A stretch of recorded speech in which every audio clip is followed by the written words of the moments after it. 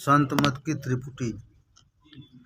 संत मत की त्रिपुटी के 3 अंग हैं: सतगुरु, सतनाम तथा सत्संग। संत सतगुरु वह पवित्र शख्सियत व्यक्तित्व है जो दुनिया में सच्चाई मुजस्सिम सत्य स्वरूप, ज्ञान मुजस्सिम ज्ञान स्वरूप और भक्ति मुजस्सिम भक्ति स्वरूप है। इसमें पवित्रता है, शक्ति है और वह अपना जीवित उदाहरण है जो संत मत के अनुयायियों को सच्चे रास्ते पर चलाने, दृढ़ रखने और ध्रुव पद तक पहुंचाने की क्षमता रखता हो। वह अन्य शक्तियों से महान और उच्च होता है। संस्कृत के कवि ने सद्गुरु का महात्म्य इन शब्दों में व्यक्त किया है: गुरु ब्रह्मा गुरु विष्णु गुरु देवो महेश्वर, गुरु साक्षात परब्रह्म तस्मै श्री गुरु। अर्थ: गुरु ही ब्रह्मा है, गुरु ही विष्णु है, गुरुदेव ही शंकर हैं, गुरु साक्षात परब्रह्म होता है, अतः हम गुरु को नमस्कार करते हैं। इससे यह नहीं समझना चाहिए कि संत मत मानव पूजा का पंथ है। अगर यह ख्याल है तो गलत होगा। जो व्यक्ति गुरु को सिर्फ मनुष्य समझकर उसकी पूजा करता है वह पापी व पातकी है। महात्मा कबीर के विचार इस विषय में इस प्रकार हैं: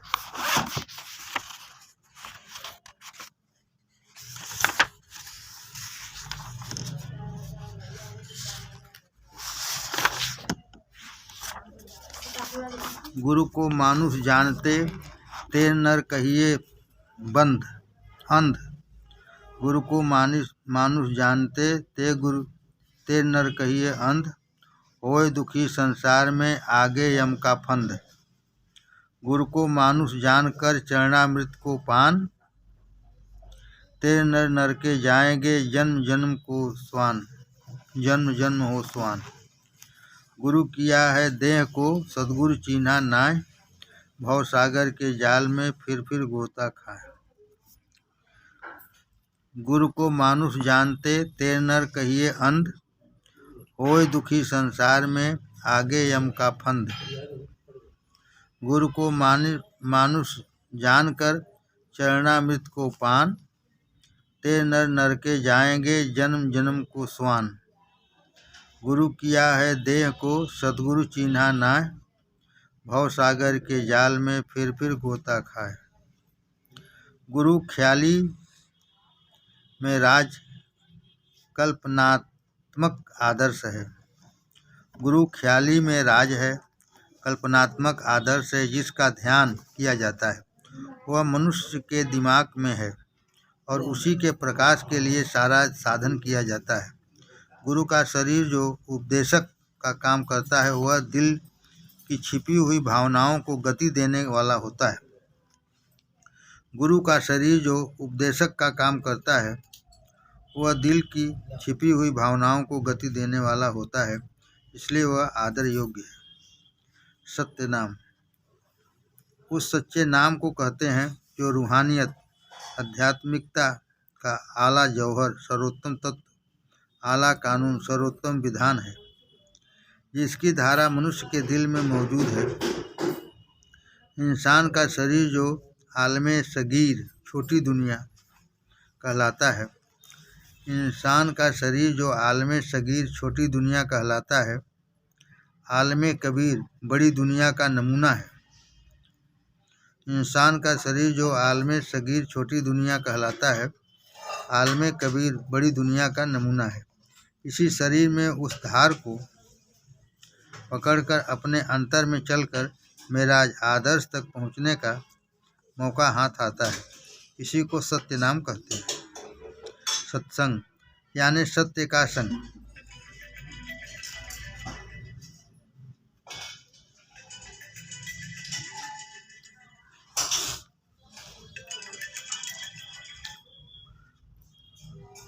सत्य नाम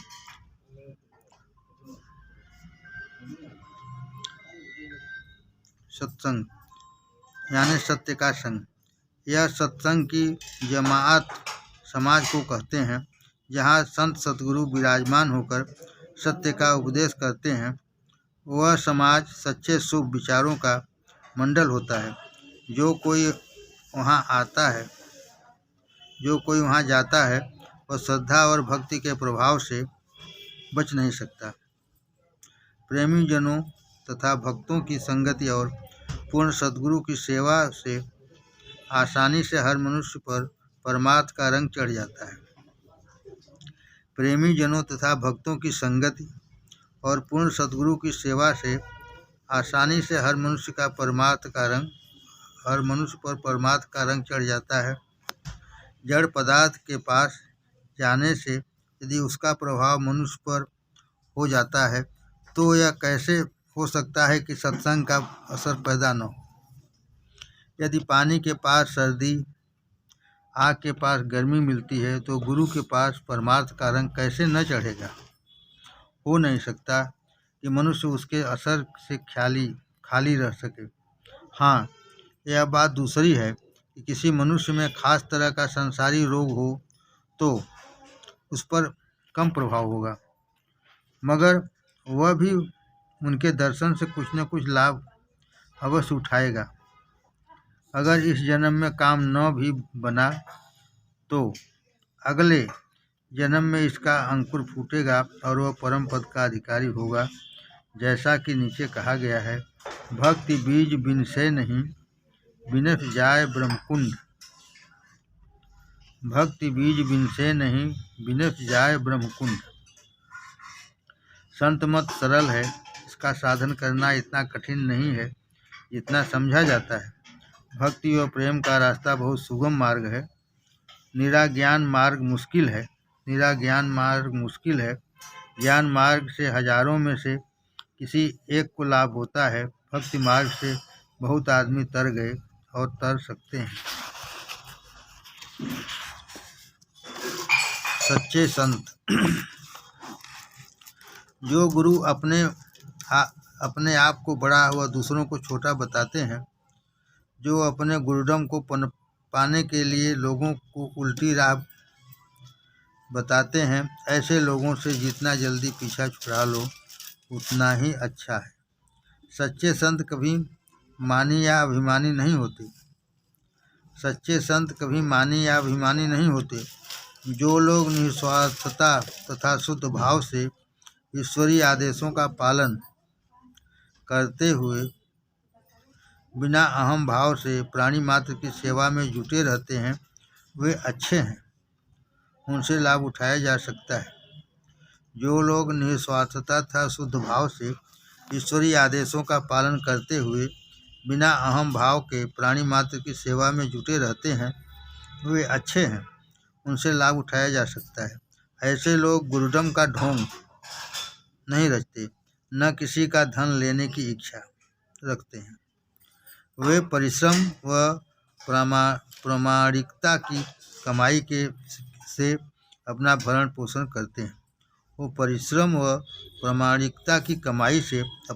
पोषण करते हैं। ऐसे आचरण वाले व्यक्ति ही सच्चे संत कहलाते हैं। संतों के व्यवहार एवं उनके सिद्धांत। संतों के जो गुण ऊपर बताए गए हैं वे साधारण प्रतीत होते हैं, पर कान में पड़ जाने पर दिल में हमेशा के लिए अंकित हो जाएंगे। इसलिए स्मरण रखना जरूरी है। संत सद्गुरु के स्वरूप को ध्यान में ऐसा पक्का कर लेना चाहिए कि बाहरी अथवा आंतरिक जगत में जब जब निगाह जाए हर वक्त उनका रूप दिखाई दे। इसलिए स्मरण रखना जरूरी है। संत सद्गुरु के स्वरूप को ध्यान में ऐसा पक्का कर लेना चाहिए कि बाहरी अथवा आंतरिक जगत में जब जब निगाह जाए हर वक्त उनका रूप दिखाई दे। यह आध्यात्मिक साधना की प्रथम तथा अंतिम सीढ़ी है। इस विषय में संत कवि के नीचे लिखे पद मनन योग्य है। एक रूप सब माही दर से, अलख अनाम अमाया।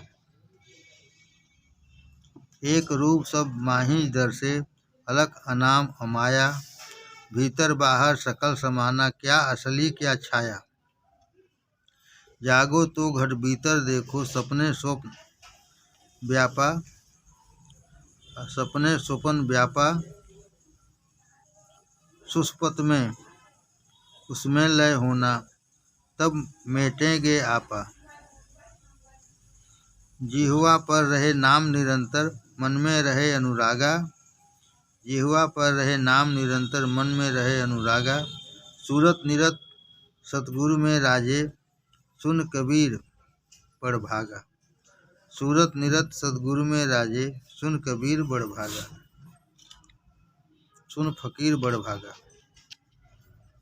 सबको हुजूर के बाल बच्चे समझकर मन वचन कर्म से, सबको हुजूर के बाल बच्चे समझकर मन वचन कर्म से, कभी किसी एक के भी दिल को न सताओ। संत मत में यही सबसे बड़ा धर्म है। सबको हुजूर के बाल बच्चे समझकर मन वचन कर्म से, कभी किसी के भी दिल को न सताओ। संत मत में यही सबसे बड़ा धर्म है। किसी के दिल को दुखाना सबसे बड़ा पाप समझा जाता है। आदमी कुछ भी न करे मगर दिल किसी का न दुखावे तो वह धर्मात्मा बन जाएगा। आदमी कुछ भी न करे मगर दिल किसी का न दुखावे तो वह धर्मात्मा बन जाएगा। पाशे अदब, शिष्टाचार और मरातिब, मर्यादा का हमेशा लिहाज रखे। शिष्टाचार एवं मर्यादा का हमेशा लिहाज रखे। माता पिता की पूजा, संबंधियों से के स्नेह, बराबर वालों से प्रेम, बड़ों के मान, छोटों पर रहम करम और गलती में पड़े हुए हासिदों माने ईर्ष्यालु की कार्रवाइयों की तरफ चश्मपोशी, दोषों पर ध्यान न देना का ख्याल रहे। कम बोलने की आदत डालो, दिल काबू में रहे, इंद्रियां बहकने न पाएं। अभ्यास बिला नागा हो। अभ्यास बिला नागा हो। जिस जगह बैठकर अभ्यास किया जाए वह पाक साफ सुथरी हो। वहाँ सिवाय हुजूर की बानी के और कुछ न हो। खुशबू वगैरह भी हो मगर फिजूल खर्ची न हो। अभ्यास की हालत में बहुत ठंडी चीज़ों का उपयोग न किया जाए। अभ्यास की हालत में बहुत ठंडी चीज़ों का उपयोग न किया जावे ताकि दिल की उष्णता में कमी न आने पाए। कड़वी, कसैली, खट्टी, तेज, चिरचिरी, सड़ी गली, बासी, तिवासी चीज़ें न खाओ। खाना जहाँ तक हो सके हल्का व कम खाओ। कड़वी, कसैली, खट्टी, तेज, चिरचिरी, सड़ी गली, बासी, तिवासी चीज़ें न खाओ। जहाँ तक हो सके हल्का व कम खाओ। सुबह जागते समय नाम का स्मरण करते हुए उठो। रात को सोते समय ध्यान करके सो। भजन एकांत में किया करो। भजन एकांत में किया करो। हर काम से पहले हुजूर का नाम ले लिया करो। हर काम से पहले हुजूर का नाम ले लिया करो। किसी से मिलने जाओ तो ख्याल में हुजूर का ख्याल रखो। किसी से मिलने जाओ तो ख्याल में हुजूर का ख्याल रखो। सैर करते समय मन ही मन में सुमिरन होता रहे। सैर करते समय मन ही मन में सुमिरन होता रहे। खाने के वक्त हर ग्रास नाम के साथ कंठ के नीचे उतरे। पीते हुए हर घूंट में नाम रहे। नए कपड़े पहनो तो ख्याली तौर पर नज़र करके तब कबूल करो। मतलब यह कि जो कुछ भी करो हुजूर का नाम लेकर और उनको अर्पण करके करो। यही प्रसाद चरणामृत लेने का मतलब है। वसूल को समझो, नादानों की बातों पर न जाओ। वे लोग संत मत के सिद्धांत से गाफिल व नावाकिफ हैं। नादानों की बातों पर न जाओ। वो लोग संत मत के सिद्धांत से गाफिल व नावाकिफ हैं। वे संतों के भेद को क्या समझ सकते हैं? वे दिखावा व ढोंग करते हैं। सावधान, बिना प्रभु को अर्पण किए किसी चीज को हाथ न लगाओ। सावधान, बिना प्रभु को अर्पण किए किसी चीज को हाथ न लगाओ। तुम्हारे कर्म धर्म और उनके फल सब उनको अर्पण होते रहें। तुम्हारे कर्म धर्म और उनके फल सब उनको अर्पण होते रहें। यह प्रसाद लेने का सिद्धांत है। न ब्रह्म बनो न ईश्वर, न अनहलक मैं शिव हूँ, कहो न खुदा। गुस्ताखी, मुँहजारी और बेअदबी निरादर का कोई शब्द भूल से भी कभी जबान पर न आने पावे। मजजूबियत, मस्ती और नाकिस बदमस्ती बुराई में रमना को दिल न दो। मजजूबियत, मस्ती और नाकिस बदमस्ती बुराई में रमना को दिल न दो। हजम, बर्दाश्त व जब्त रोकना का ख्याल दिल में बना रहे। उबल पड़ने से कमजोरी व दुचिताई आवेगी। यह तरीका औरों के लिए छोड़ रखो, तुमको उससे क्या लेना है। वेदांत पढ़ो। तसत्तुफ फकीरी के कलाम वाक्य सुनो, मगर दिल व जबान की रोकथाम करते हुए सिर्फ गुरु का ध्यान पक्का होता रहे। इस तरह तज अमल अख्तियार कर लेने से फिर जाहिरी दुनिया में तुम्हारा कोई दुश्मन, हासिद, डाह करने वाला, तकलीफ देने वाला न रहेगा। सब्र के साथ तसली मर्जा, मालिक की मौज के आइन कानून को दिल में बसाते चलो। यह मौज पर साबिर सब्र करने वाला, यह मौज पर साबिर सब्र करने वाला व शाकिर शुक्र मानने वाला रहने का तरीका है। सुख दुख नेकी बदी सबको मौज के हवाले कर रखो। सुख दुख नेकी बदी सबको मौज के हवाले कर रखो। आसनगिरी सरलता, आसानगिरी सरलता व इख्तसार पसंदी संक्षेपता के तरीके को दिल से कबूल करो। जल्दी व उतावलेपन से बचकर निकलो। यही संतों के व्यवहार और सिद्धांत हैं। अतएव आप भी इन पर आचरण करने का प्रयत्न करें।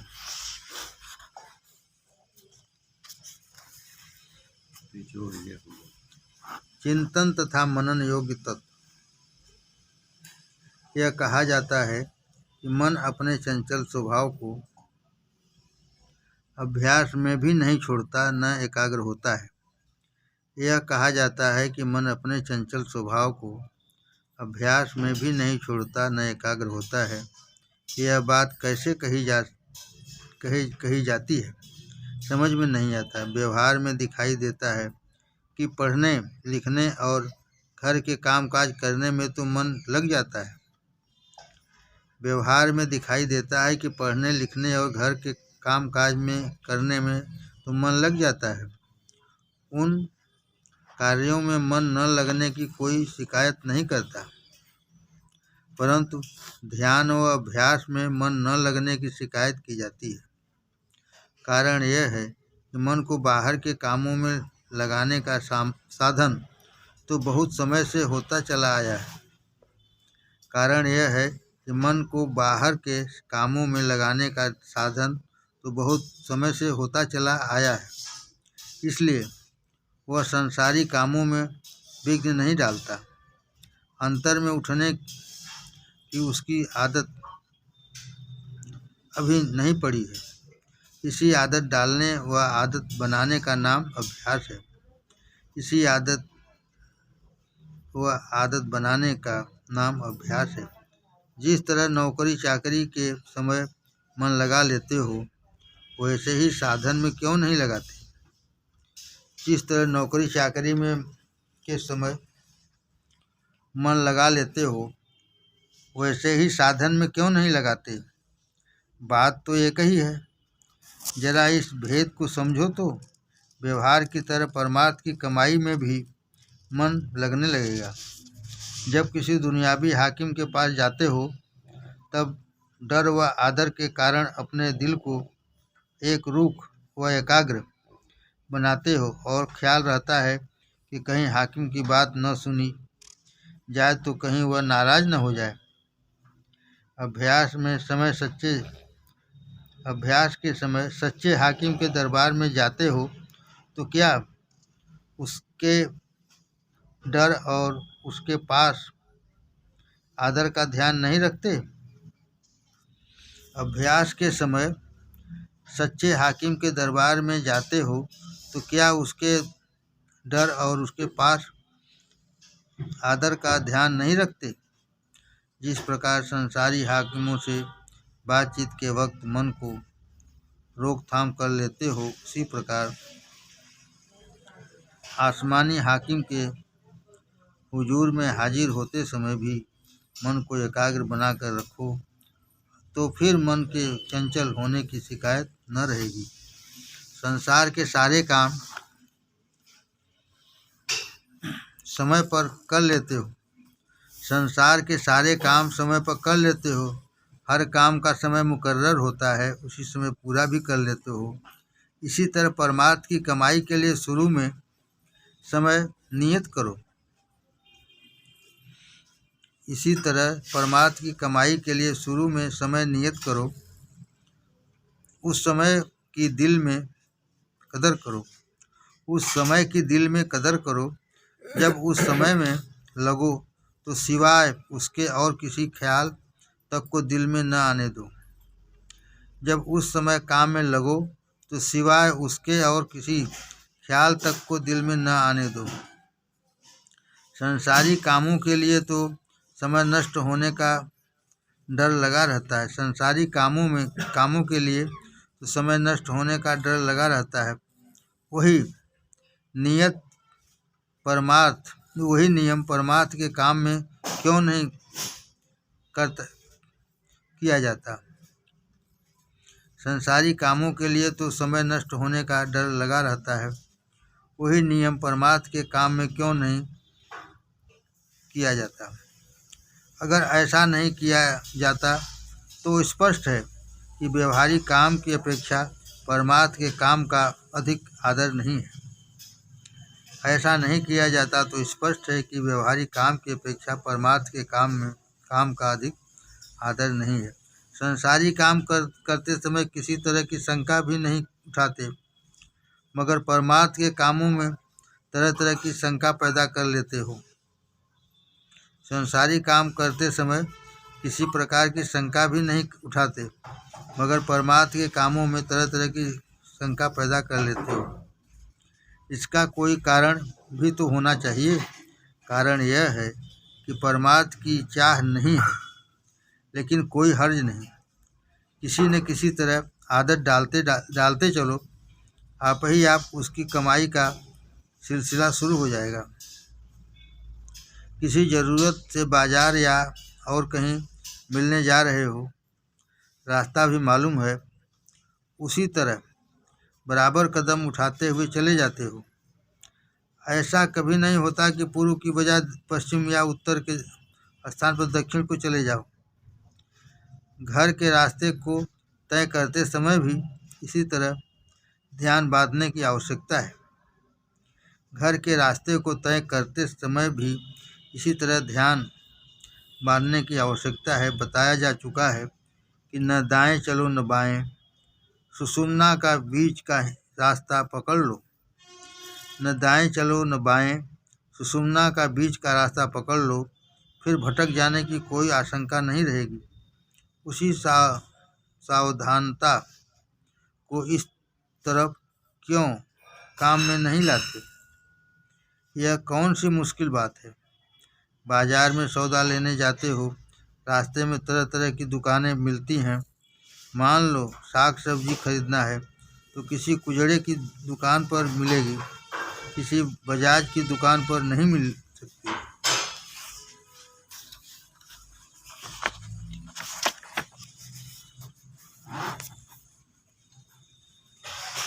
इसी तरह परमार्थ का सौदा अपने घट में मिलता है, फिर उसी दुकान में जाना चाहिए जहाँ वह चीज़ मिलती है या बिकती है। बीच में अटक कर दुनिया के सामान के मुतल्लिक संबंधित क्यों सोचने लगते हो? इसको सिर्फ मिसाल की मत समझो, बल्कि घट में भी दुकानें लगती हैं, यहाँ भी सौदा किया जाता है। गुरु ने उस दुकान का पता बता दिया और उसका रंग रूप और नक्शा समझा दिया, उसके साइन बोर्ड पहचानने की तमीज़ भी दे दी। अगर इतना जानने पर भी बहक जाते हो तो सख्त ताज्जुब की बात है। जल्दी कदम उठाकर उस दुकान पर जाओ और अपना ज़रूरी सामान खरीदो। बाकी दूसरी बातों को परे रख दो, उनकी तरफ ध्यान देने की ज़रूरत नहीं है। एक वक्त में एक ही काम करो, तब तो काम बनेगा। एक वक्त में एक ही काम करो, तब तो काम बनेगा। और ख्वाहम खाह की दुचिताई है तो दुचिता दीवाना या पागल कहलाओगे। तुम कुछ नहीं कर सकोगे। तुम गुरुदया से ऐसे नहीं हो। इसलिए तत्व को समझकर अपना काम बनाओ, व्यर्थ की परेशानियों से अपने को बचाओ, वरना यह दीवाना दिल 3 तापों के दुखों में फंसा रहेगा, फिर कहीं के भी न रहोगे। 3 ताप 3 शरीरों से संबंध रखते हैं। स्थूल शरीर से संबंधित ताप दुख, भोग, रोग आदि होते हैं। सूक्ष्म शरीर से संबंधित ताप शोक, वियोग और ताप है। कारण शरीर से संबंधित दुख अज्ञान, मूढ़ता आदि है। स्थूल शरीर से संबंधित ताप दुख, भोग, रोग आदि होते हैं। सूक्ष्म शरीर से संबंधित ताप शोक, वियोग आदि ताप हैं। कारण शरीर से संबंधित दुख अज्ञान, मूढ़ता आदि है। मन का चंचल स्वभाव हर कोई जानता है। मन एक क्षण के लिए भी एक स्थान पर नहीं ठहरता। अभ्यासी लोग सिर्फ आँखें तो बंद कर लेते हैं, मगर उनका मन आकाश पाताल में चक्कर लगाता है। उसकी रोकथाम जरा भी नहीं करते और यह शिकायत करते हैं कि अभ्यास करते करते इतना समय हो गया मगर कुछ फायदा नहीं हुआ। न तो काम की कदर समझी, न सिखाने वाले की कदर जानी, न दिल के चंचल पने को रोका, फिर फायदा कैसे हो सकता है? संसारी विद्या को सीखने के लिए लोग कैसी कैसी कठिनाइयों और कष्ट वर्षों तक उठाते हैं। सब तरह के खेल कूद, सैर तमाशे, मिलना जुलना बंद कर देते हैं। संसारी विद्या को सीखने के लिए लोग कैसी कैसी कठिनाइयाँ और कष्ट वर्षों तक उठाते हैं। सब तरह के खेल कूद, सैर तमाशे, मिलना जुलना बंद कर देते हैं। कम सोना, कम खाना और सारे दिन मास्टर की खोपड़ी खाना पड़ता है। घर घर आकर पढ़ी हुई बातों को बार बार दोहराना पड़ता है। घर आकर पढ़ी हुई बातों को बार बार दोहराना पड़ता है। जब तक अच्छी तरह याद न हो जाए, न खाना न सोना। फिर कागज कलम, दवात व स्कूल की फीस का खर्च उठाना पड़ता है।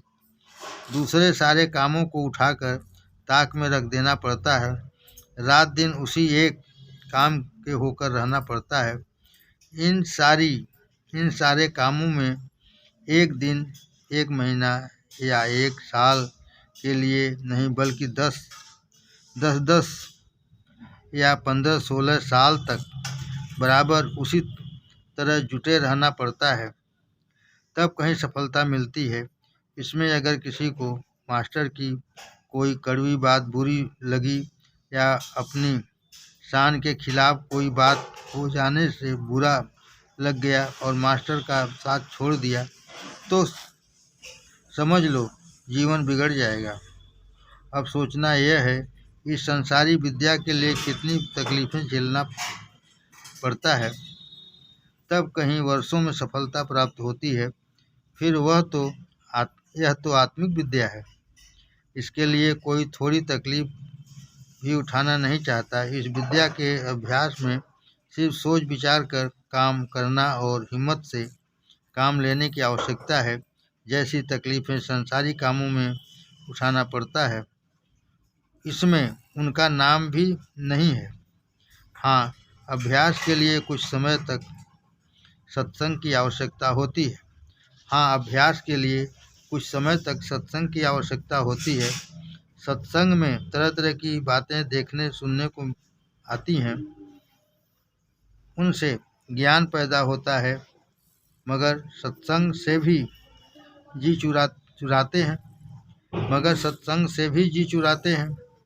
असली व खास बात यह है कि हर एक व्यक्ति के मन का लगाव आध्यात्मिकता की तरफ नहीं होता, क्योंकि इसमें मनोरंजन की एक बात भी नहीं है। असली व खास बात यह है कि हर एक व्यक्ति के मन का लगाव आध्यात्मिकता की तरफ नहीं होता, क्योंकि इसमें मनोरंजन की एक बात भी नहीं है।